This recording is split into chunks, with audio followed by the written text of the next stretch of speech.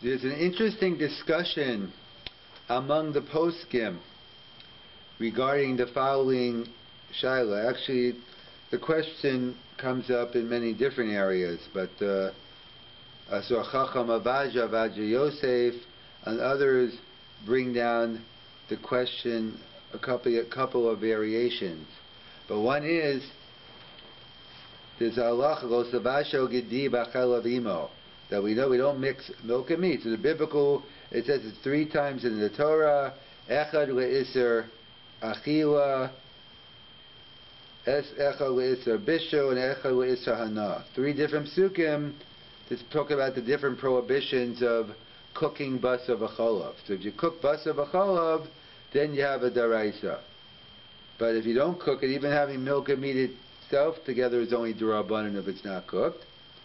And in addition to that, we have a further minhag of waiting in between meat and milk. So you go from the Rambam, who talks about Mishei Shos, so you have the whole gamut, where some learn the Rambam that you have to wait 6 hours. Others learn 5.5 hours, and others say it's 5 in a minute. Then you have the minhag in Germany about 3 hours. You have the Dutch who apparently wait an hour. Apparently after weddings they do dancing and other things, and they bring out the ice cream cake and the cheesecake later on. So there's a minhag we are familiar with not to eat between meat and milk, and it's based on the Gemara in Chulin that it says, it doesn't give an exact time, it just says ben suda l'suda. So therefore some say you can eat right after the suda, others say the time it is in between suda. So either way you have different minhagim, but the standard minhag is 6 hours, or into the 6 hours, 5 hours. So that's the minhag. So let's assume either you hold it to din d'Rabbanan or only a minhag.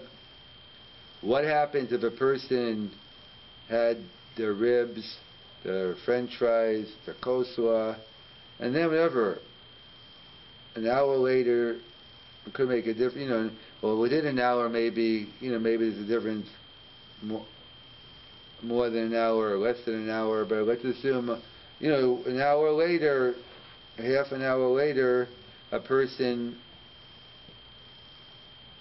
went to the ice cream store and they got a thick shake, and now they're about to have the coffee thick shake, and it says, and they start making the brachas, sha'akol niyeh b'dvaro, and they realize, wait a second, I just had meat for dinner. So what do you do? So what's the issue? Like, what are the possibilities?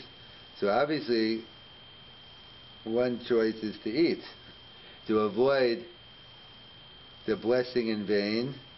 So you eat. However, you're in violation of the custom, the minhag of not waiting the appropriate time between meat and milk. On the other hand, maybe you'll say, what is the isser of bracha levatala? So that's a machlokas, the Rambam and the Bali Tosfos, on whether a bracha levatala is an isser deraisa, as they say in the Rambam. And Tosfos and Rosh Hashanah seems to say it's only d'Rabbanan.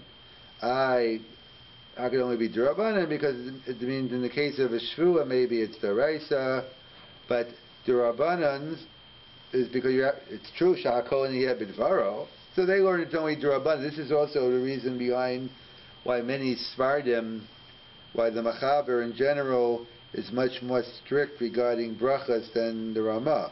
Let's say the famous klal of mitzvahs aseh shazman grama, women are exempt. So there's a machlokas among the Rishonim, which is a machlokas Machaber Ramah, which is a machlokas Ashkenaz Sfard, on whether you make a bracha on a mitzvah aseh shazman grama.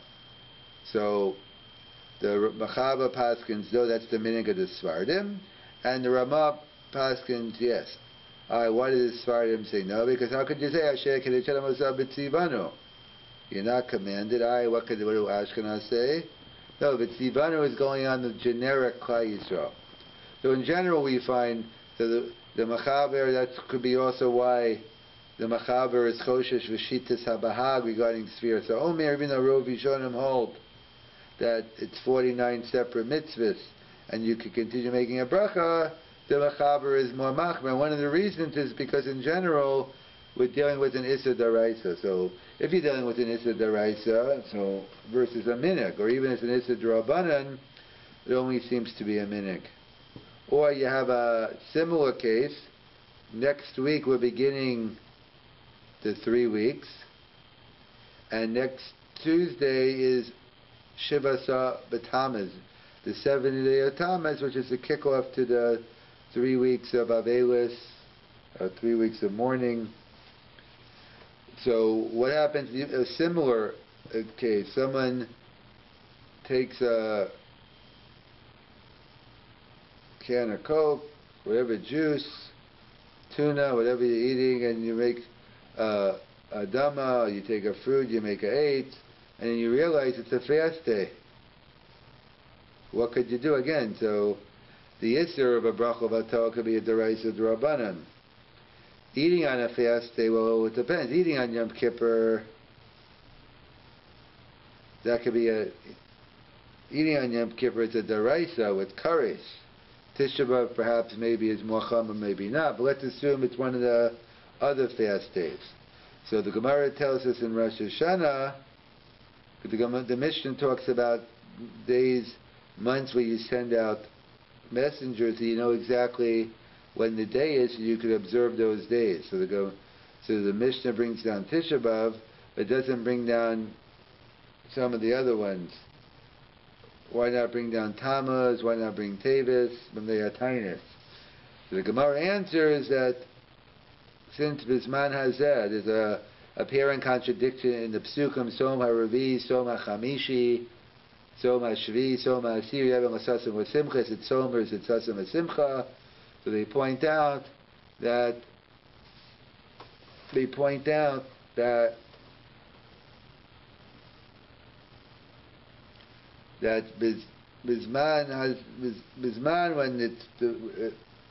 when the Beis HaMikdash is destroyed and there's religious persecution, so then it's a Som. When the Beis HaMikdash is built, it's a Simcha. However, Bisman Hazeh, it's no religious persecution, but just the Churban HaBayis.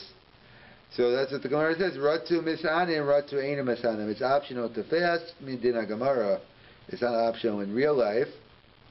Kais have accepted upon themselves that we have to fast, but Meikar Din HaGemara, it's optional, and therefore they didn't send out shluchim because they didn't know you didn't really have to know the date. So we assume today it's only Din HaGemara, it's only a minhag to fast.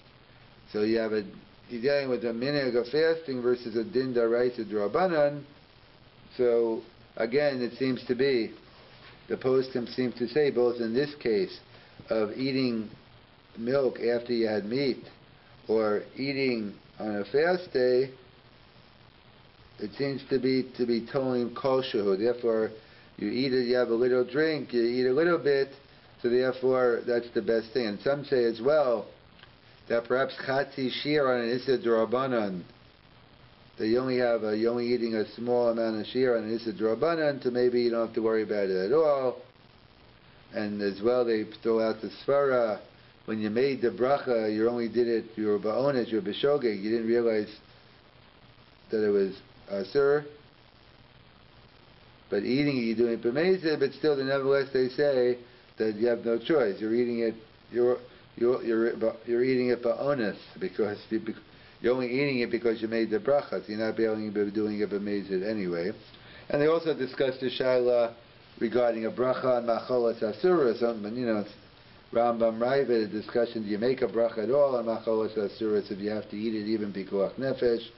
So the bottom line is that since it's only a minhag to fast during the Yud Zayin Tammuz, or it's only a minhag to wait between milk and meat, so the consensus seems to be that if one inadvertently made a bracha, they should just tolim koshehu, and therefore that's the best alternative. It's better than having a bracha v'atol, which is a daraisa d'Rabbanan, versus violating the minhag of eating on a fast day or eating milk after meat.